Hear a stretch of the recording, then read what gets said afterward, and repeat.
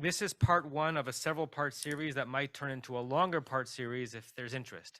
And it comes via the Hartman Institute, a think tank and thought leader in the Jewish world, both in Israel and the United States, who does many, many, many, many things. One of the things they do is produce curricula.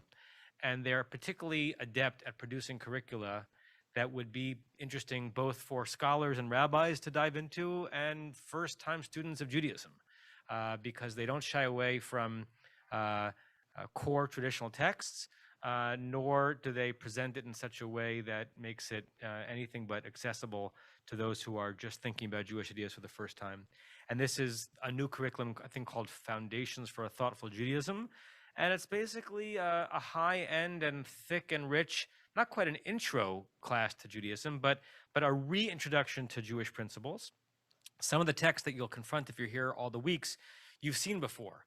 And one of the arts of Jewish study is to look at something that you've seen, you can probably even quote by heart, and come to it with a second naivete, as if you're reading it for the first time, which is a challenge, but a beautiful challenge, right? We can do that with one another as well. We've known each other, some of us, for years and decades. What is it like to confront the other almost as if it's an entirely new encounter? So what's it like, as we're going to do in a few minutes, to confront Lech Lecha as if we don't really know the story of Avram and his being sent on this journey of faith? So tonight's class, which we could turn into a 2-hour class, but we're clearly not going to, is to start to focus in on the question of what faith is in the Jewish tradition.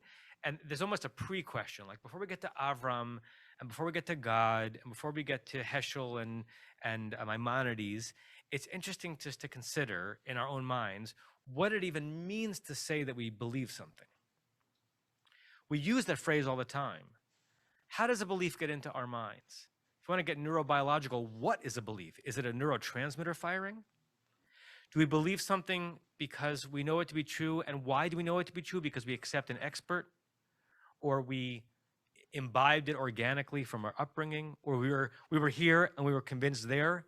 And just think about that scientifically. What does it literally mean in the brain to have believed this, and I read something, or I heard something, and now I believe that? Could you trace that in the mind? Right?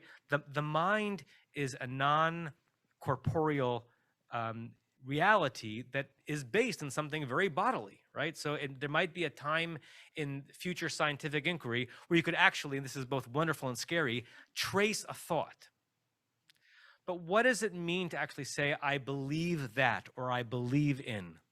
By the way, Professor Micha Goodman, who also is on the Hartman Institute, says that there's a very important distinction between believing in and believing that. Believing that is binary, because if you believe that, then you're either in or out, depending on what community you're part of.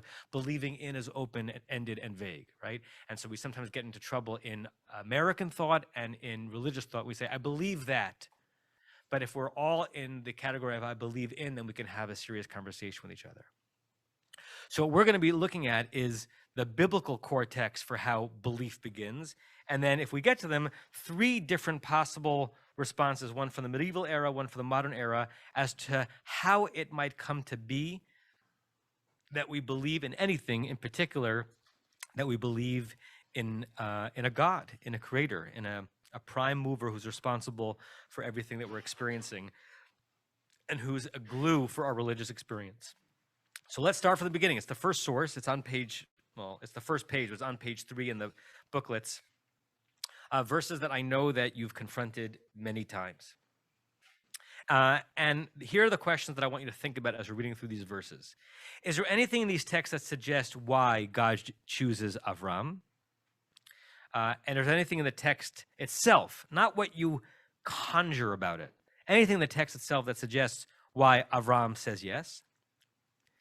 And is there a mystery in this text? And is the mystery in this text in any way a window into what the faith experience can be? Let's read it as if for the first time.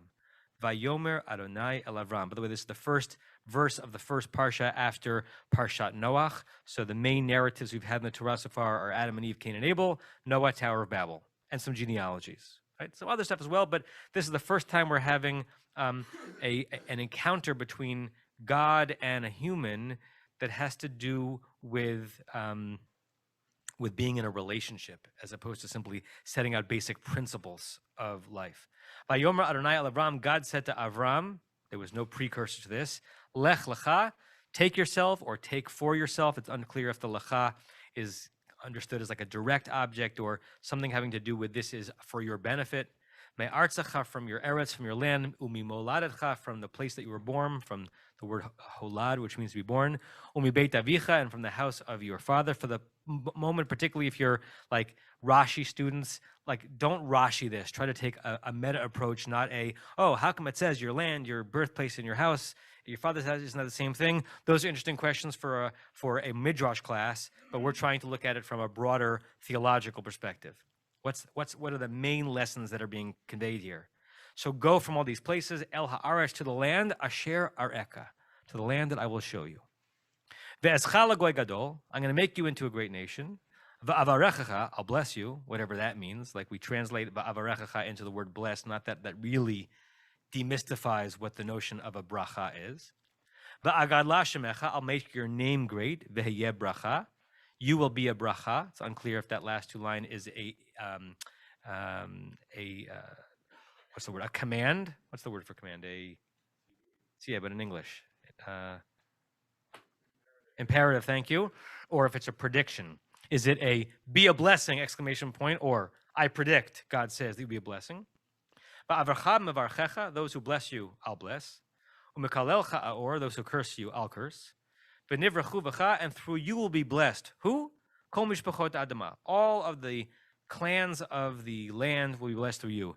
The next verse, for some reason that I cannot explain, came out backwards in Hebrew. So if you're good at reading Hebrew left to right, Vayelech Avram kasher diber. Avram went just as God said. Kasher diber elav Hashem, just as God said. Vayelech ito Lot and his the Avram ben Chamesh. I'm not going to try to do it backwards in Hebrew, but we can do it in English. Avram went forth, and the Lord commanded him, and Lot, his nephew, went with him. Abraham was 75 years old when he left Haran. Okay? A few more verses. Vayikach Avram et Sarai ishto. Avram took his wife Sarai. V'et Lot ben Achiv, and Lot his nephew. If we were doing Rashi style, we'd wonder why Lot was mentioned twice in the previous verse and in this verse. All of the stuff that they had accumulated, midrashically, that's understood as converts, by the way. Rashi brings that what did they acquire? They acquired people who were seeking along with them to find greater meaning in the world. Similarly, all the souls that they had made in Haran. What does it mean to make a soul? Maybe it means to convert. They left to go to the land of Canaan. They left and they arrived. Vayavor Avram ba'aretz ad makom Shechem. He went down into the area of Nablus, northern Samaria, ad Elon Moreh, to the terebinth of Mareh. V'haknani az ba'aretz. There were Canaanites in that land. Always complicated when you get to a land and there are people already there, but we'll gloss over that for now. Vayera Adonai el Avram, and there was another revelation. God appeared to Avram by Yomer and said, L'zaracha tenet ha'aretz hazot. I'm going to give your land, this land, to your offspring.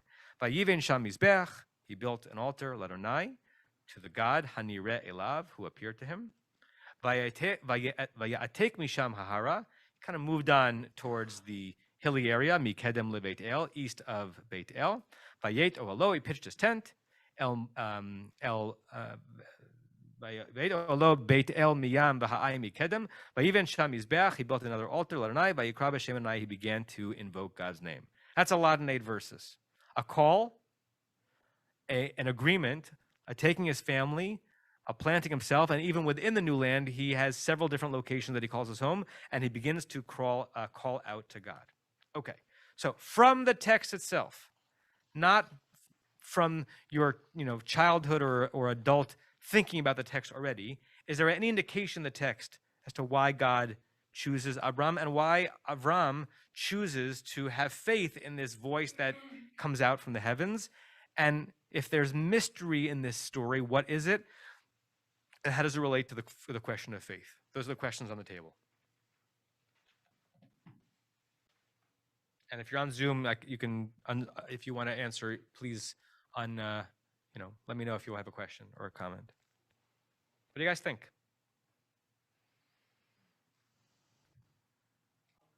Yes. And I'll repeat for the Zoomers what each person says here. Edward.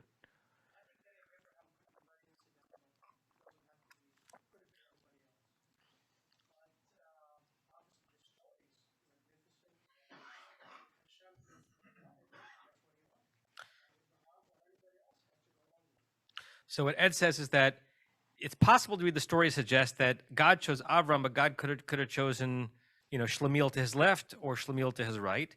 There's nothing in the story that suggests something unique or special about Avram. Midrashically, we read into it, he was already a proselytizer for God. That's the Kol HaNefesh Asher Asu B'Charan. But God picked this guy, kind of almost not accidentally, but it could have been anyone, and a relationship was formed. Larry, and then Diane.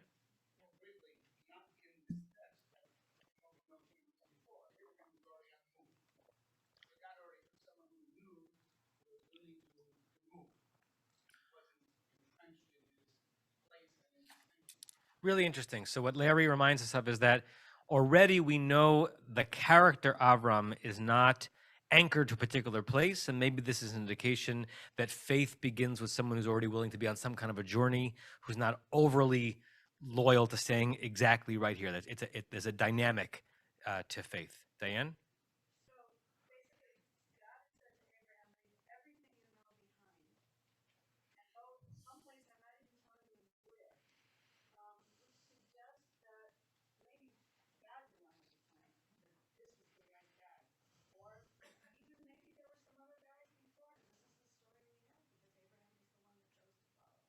Wonderful. So Diane's saying two things. I'll just reverse them.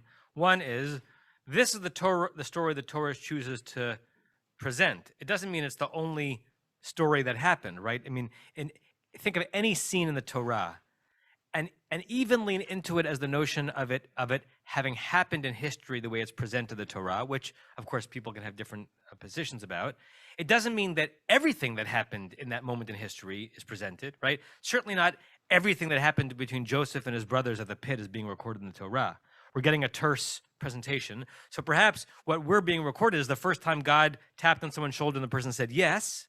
And the first thing you said is that that even if Avram doesn't know where the place is, God has foreseen or has imagined where this faith journey is going to take Avram, and God feels comfortable tapping on this one shoulder. Deborah?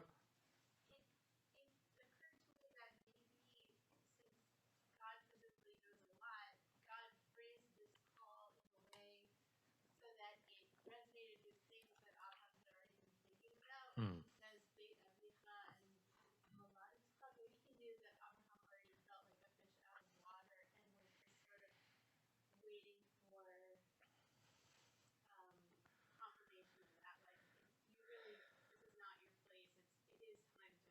Uh-huh. So what Deborah's saying is that the language of the call is sensitive to the fact that Avram may already feel not connected to his birthplace, not connected to the place of his father. So by naming that, it heightens the fact that Avram at the time needs to go somewhere else. This. Sorry, Steve. Thank you.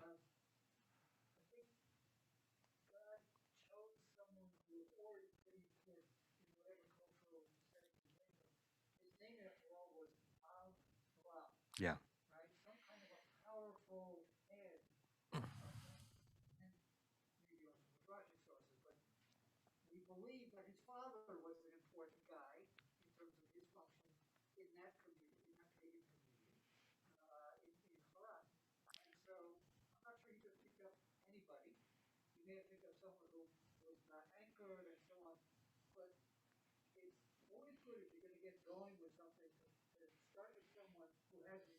Hmm.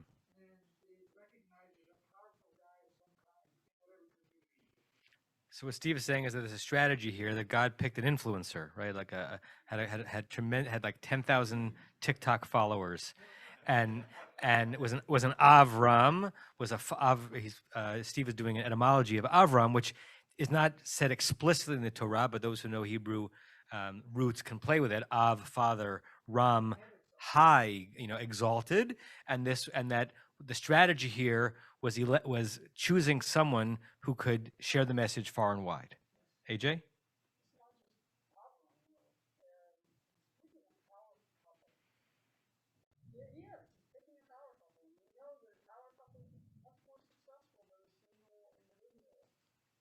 Chabad. Yeah.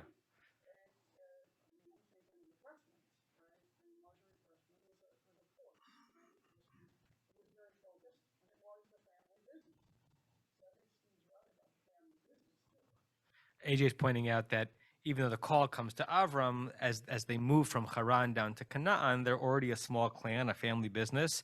They're the first shlichim. It seems to me that while we can guess, we don't obviously know exactly why God chose Avram. We don't know why Avram chose to follow God, but we do know that Avram was what I would call radically obedient.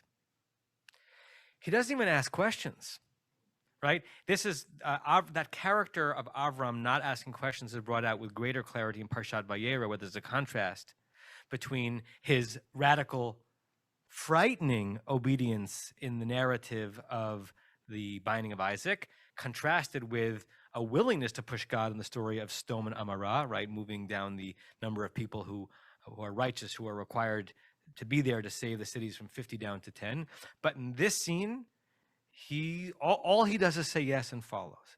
And if Avram were to tell the story, if we were to bibliogramatize this, if we were to conjure Avram, right? Say, Avram, you were hanging around in Haran. You were on the move already, but you were hanging around, and a voice told you, I'm God, I'm going to make you great, and you went, and we asked Avram, why did you go? It would be really interesting in a bibliodramatic moment to find out what the answers were. So here's my question to you before we go to some kind of attempts to anchor a faith experience in certain criteria. Is anyone here willing to go into their own history and share their Avram moment?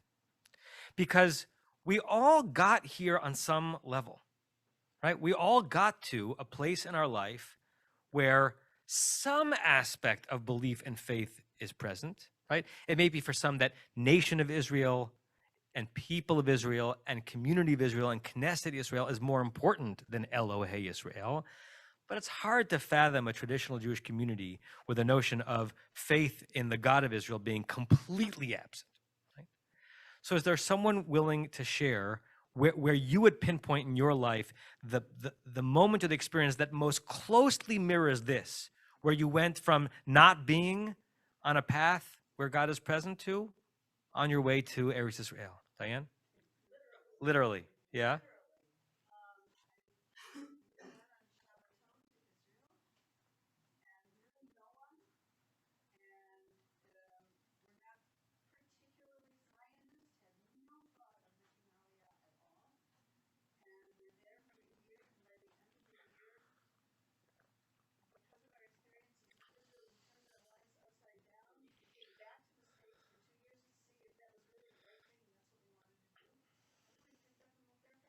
Wow. So we have actually, in some ways, a real Avram and Sarai amidst us, right? It began with a professional opportunity, a sabbatical. And on the sabbatical, God, I'm going to use God as a filler here, which is a weird thing for a rabbi to say. But God called on you on some level and said, this is where you ought to be. And you literally picked up and went from Haran, Ohio, right, to back to the land of Israel. So that's a radical transformation. And I would say a radical obedience to some inner call that's not completely rational. I was being gentle. Yeah. Yeah.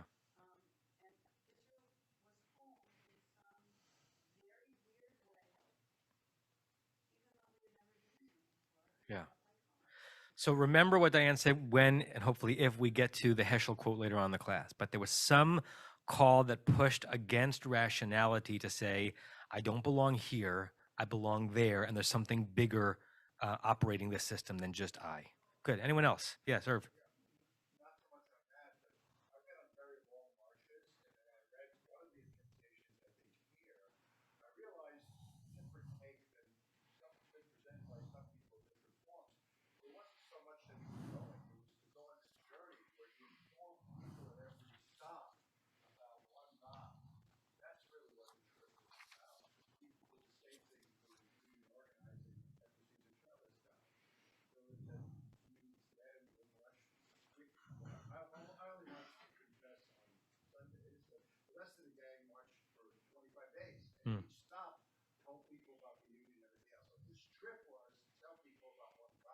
Hmm.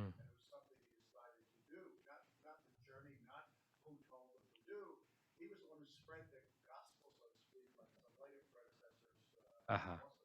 So we're talking about long marches for justice or great causes, journeys where there's a momentum, there's a like a stone gathering great moss as people come to the truth that particular action represents. Look at the next text, and again, this one shiur we could do 3 or 4 times as long as we're going to, but I want to be able to see if we can get at least briefly to all 3. This is source 2. It says page 4 on your source sheet, and I'm going to read. Normally, I like calling on people, but because I want to make sure that everyone on the Zoom, if they don't have the text in front of them, hear the text, I'm going to read it. This is Aviva Zornberg, one of the great teachers of Torah alive today, originally British, based in Jerusalem, teaches around the world. This is her take on Avram, and this is what I'm going to posit as one of 3 possible, among many, things that can anchor one to one's faith experience. Here begins the journey of Lech Lecha.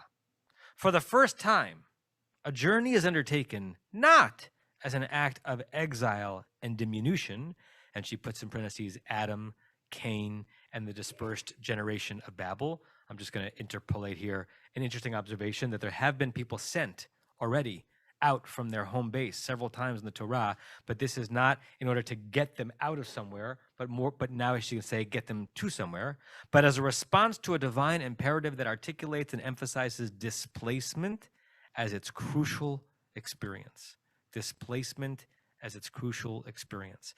That could be an interesting phrase just to meditate on in terms of how that relates to our faith experience. For what is most striking here is the indeterminacy, great word, of the journey. What is left behind, canceled out, is defined, clearly circled on the map of Abram's being. He left something known. But his destination is merely, quote, the land that I will show you from your land, the landscape of your basic self-awareness, to a place that you will know only when the light falls on it with a difference, which is a lovely turn of phrase, right?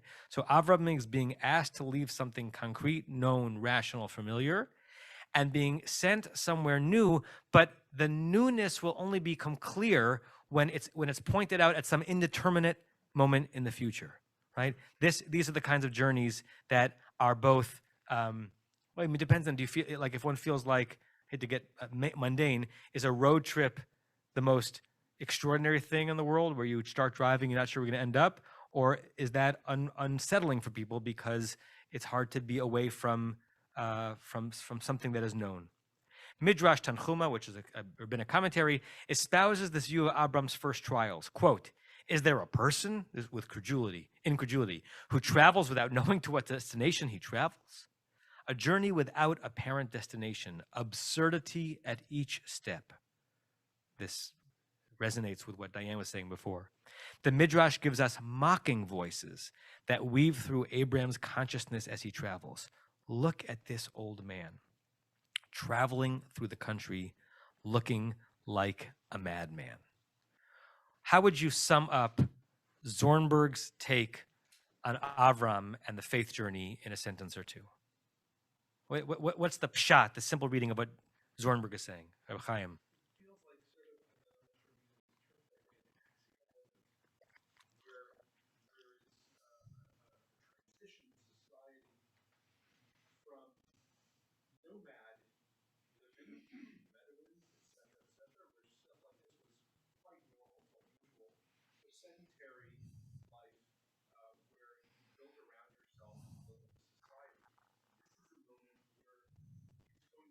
Mm. Mm.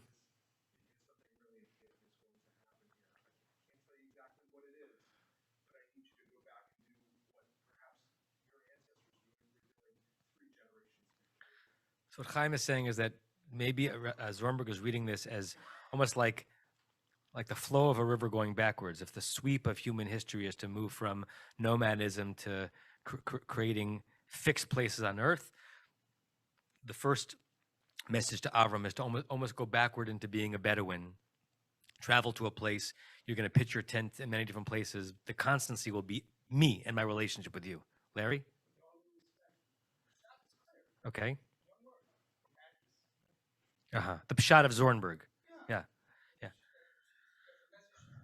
Right. So what Larry is saying is that Aviva Zornberg's read of this, both admiringly, because Aviva Zornberg is a devoted devotee and penitent of the faith tradition that comes from Avram. She's a very frum woman, but that it began with a certain amount of madness. If I may, the same madness we attribute to people of newer faiths who go around espousing truths and then acting on those truths of faiths that are born only 50, 100, or 350 or 600 years ago, right? We ascribe a certain madness to that, right? She's saying, if we're honest with ourselves, there's something mad and absurd. The softest way you could say it is irreconcilably mysterious about this. There is nothing known here. Just go do it, right? The moment in my life where I felt most Avram-like through the prism of Zornberg was at Lev's Bris. At Lev's Bris. I had, as a rabbi, officiated at, 100 brises and reading the party line and celebrating and mazel toving and reassuring the parents that, there's barely any pain and the moil is very good and it's all a good thing. And I remember I have this 8-day-old child and I'm about to hand him over to Rabbi Waknin, and I almost couldn't do it. I almost couldn't do it. Like, what the hell are you doing to my child? My child is fine the way he is, right? And it was really hard for me. And the way I think about what permitted me, I hope it was the right thing to do, to hand over Lev to the Moil was Zornberg's read of Avraham. I didn't know this particular text beforehand, but there is an absurd madness to it. And on the other side of that is a door that leads to meaning and long-term connection to what, across space and time. But there's a nervousness.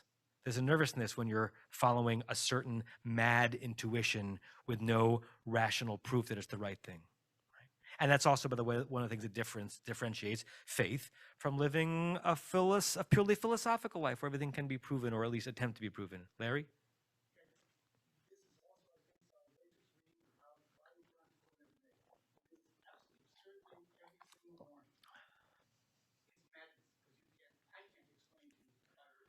Right.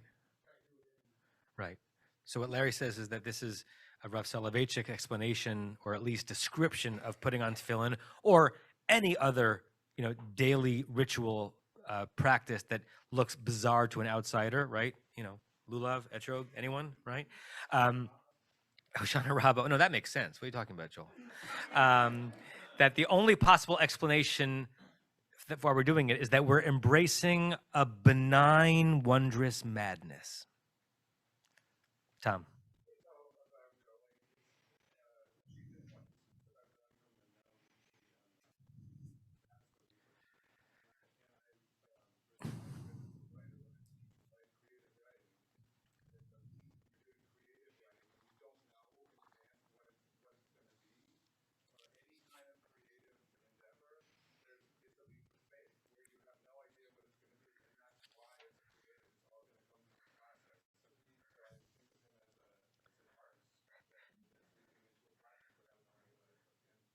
Great. So just for those on Zoom, that Tom is distilling Zornberg's read of Abram as the move from the known to the unknown, which Tom, as a writer and a teacher of writing, associates with the mind of the artist and the creativity of the artist. Just because that's an important inflection point, I know there are other hands up. Look at the next text, because the Rambam, Maimonides, whom Zornberg knows well, reads it almost entirely opposite, right? Particularly as we think about what Tom said, the move from the known to the unknown. So this is one of the many places that the Rambam talks about the core of faith. And the Rambam, Maimonides, 12th century, early 13th century, Spain and Morocco and Israel and in Egypt, philosopher, Aristotelian philosopher, and rabbinic sage and halachic sage and mathematician and scientist. This is the section where he's talking about idolatry, but he actually goes into the story of Avram and his emergence from idolatry. Again, I'm going to read just so that people who are on Zoom who may not have the text have it. Those wise men of that era, the Rambam is not using the word chachamim here the way that the Talmud uses the chachamim. These are not the rabbis. These are the people who were considered to be wise pre-Avram. Kagon Kohanehem, like their priests or the leaders, Uchayotze behen, Medamin she'ein sham Eloha. They had this impression that there was no God, Elah Kochabim, except for the stars, Balgalgalim and the spheres, the planets, Shenasu Atzurot Ha'elu Biglalam Uludmutan. That the gods associated with those celestial beings had kind of made all the images that we see. Aval Tzur Olamim, the rock of ages, right? The eternal rock, one of the many names for God. Lo haya shum adam shaya makiro. No one knew that God back then. Velo yodo, did not know of them. Ela yichidim ba'olam, except a few people. Kagon Chanoch, this would take a long time to unpack, but certain biblical characters where there's some mystery about their existence in a few sentences or two in the early chapters of Breshit. Chanoch and Metushelach, Methuselah, Noach, Shem ve'Ever. Noah, and Shem and Ever, two descendants of Noah. V'al derech zeh haya olam holech. And on this path, the world continued. And I would add, continued without any certainty that it would ever change. And I sometimes think about that. I recently was in Utah on a biking trip, and I'm looking up the mountains in Zion Canyon and thinking about the hundreds of millions of years that the rocks were there that had no idea we were coming, right? Like didn't know we were coming, and it was infinitely more likely that we never would have come than that we came. That the rocks were just going to be the ones that were there, and they weren't going to know that they were there, but they would have been there anyway. Right? So the world could have gone on like this, according to the Rambam, shrouded in the non-knowledge of what he says became known. Ad shenolad amudo she'olam v'hu Avram Avinu, until Avram was born. So according to this first source, Maimonides seems to think that there was a radical lack of knowledge of that which really should be known, and there was something cosmically significant about Abraham's birth. He's going to read Abraham as not just an eeny, meeny, miny, mo, but someone who figured out something important. Next halacha. Kivan shenigmal eitan zeh, when this great man was weaned, hidchil lishotet batato, he began to think. Interesting, like lishotet can mean to explore. It can also mean to hover over water. He began to go on these mental explorations. V'hu katan, he was still a kid. V'idchil lachshov, he began to think. Bayom u'v'layla, night and day. Bayat tamea, he wondered. Hey ach efshar sheyeh hagalgal hazeh. How could it be that this sphere, noheg tamid, was always behaving as it does? V'lo yelo manhig. It's an interesting play, and it's better in Hebrew than English. It was noheging, but there was no one manhiging. It was acting, but there was no one acting upon it. Or how could it be there's no one acting upon it? Umi yisabevoto, who was spinning it? Right? Interesting awareness of the spinning nature of the earth. Ki efshar sheyisabev atzmo. It couldn't be that the earth was spinning itself. Velo hayalo melamed. No one taught him. Velo modia. No one gave him this knowledge. Davar ela mushka be'ur kasdim. He was stuck in the pagan, yuckiness of Ur of the Chaldeans. Bein of Kochavim, amongst the idolaters. Hatibshim, the not so smart ones. Va'avivi mo, and his father and his mother, nice people, but they didn't know from God. V'chol ha'am of Kochavim, all of them were idolaters. V'hu ovedim ahem, he was worshiping with them because it's hard to pull away from your milieu. V'libo mishotet, but his heart was wondering. Umevin, and understood. Ad shehisig derech ha'emet, until he captured a certain pathway of the truth. Vehevin kav hatzedek, and he learned this kind of line or pathway of righteousness. Mitfunato hanachona, because of his own preternatural ability to imagine, understand things. V'yadash yesh sham Eloah, he figured out that there was a God. So this is actually a radical read of Parshat Lech Lecha. It's almost as if the Rambam is saying it's not that God called Avraham, but Avraham called God, or Avraham became aware of God, and Avraham uncovered God. That's not what the text says. The text says God taps Avram on the shoulder. The Rambam says what it means is that Avram finally became aware that there was a God tapping on his shoulder. Sheyesham Eloah Echad, there was one God, v'hu manhig. This God is the operator, Hagalgal of the earth, Vahu bara hakol, create everything, Ve'ein b'chol haninsa Eloah chutz mimeno. There's nothing in the world of creation besides this God. The Yadash Kol Haolam To'im, and understood that everyone else is making a mistake. But Davar Shagaram Lahem Litot, and the thing that caused them to make this mistake, Zesha of Dimed HaKochavim, is that they divided the cosmos and they worshipped the stars over here, V'Hatzurot and the sculptures over there. Ad She'avad HaMet Midatam, the truth that could have been accessible to them, got obliterated because they had divided their faith experience amongst almost anything they saw. Uvein Arba'im Shana, he was 40 years old. Here, Kir Avraham et Boro. Avraham understood his creator. So I set up the Maimonides text in contrast to Zornberg. If we take Tom's view of Zornberg, that Abraham's path was from the unknown to the known, Maimonides would say back to Zornberg, as it were, 700 years before Zornberg, what? Sorry, from the known to the unknown, right? Maimonides would say back to Zornberg, it's the opposite. That what was this faith journey? From the radical lack of knowledge about how things actually were, finally to the one truth that needs to be known, right? The science of faith and not the art of faith, right? The conclusiveness, the clarity that this is the only thing that makes sense for understand how the world is to be. Right? Now, I'm not sure that Zornberg, the student of Torah, like would disagree with Rambam directly, but she understands the beginning of faith to have been in a different direction. And Rambam was a scientist and philosopher. And for Rambam, it doesn't make sense if you don't break through the notion of the prime mover and say, why do I believe in this? What else could I believe in?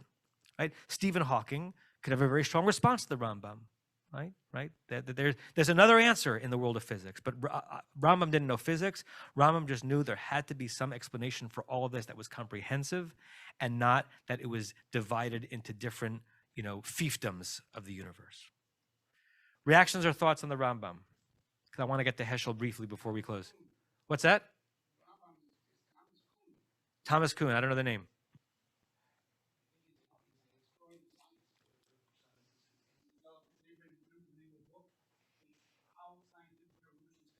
Uh-huh. One theory then takes over another. I won't go into the details, but somewhat similar to what the Rambam is saying. To those on Zoom, Larry is saying, go read Thomas Kuhn. Okay, yes, Joel. I think the Rambam is not only talking about Abraham, he's talking about all of us. All of us who have faith in God, right? It isn't just because our parents brought us up to believe in God. We have to go through this intellectual process where we come to the conclusion, yes, there probably is a God. Otherwise, the world wouldn't be what the world is today.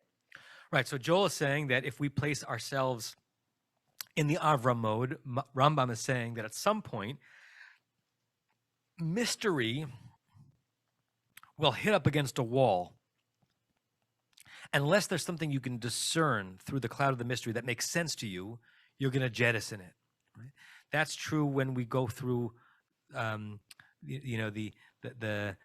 the reconstruction of our family narrative and our national narratives. Right, at some point, the mythos of the United States of America, and the mythos of Zionism, and the mythos of our family of origin will break apart unless we can come back to it with a sense of, not only have I inherited this as mother's milk, but it actually makes some sense. I can actually stand behind it. I can hold this flag with a sense of certainty, and if not certainty, clarity and confidence. It's not just, I don't know, but I'm following the voice.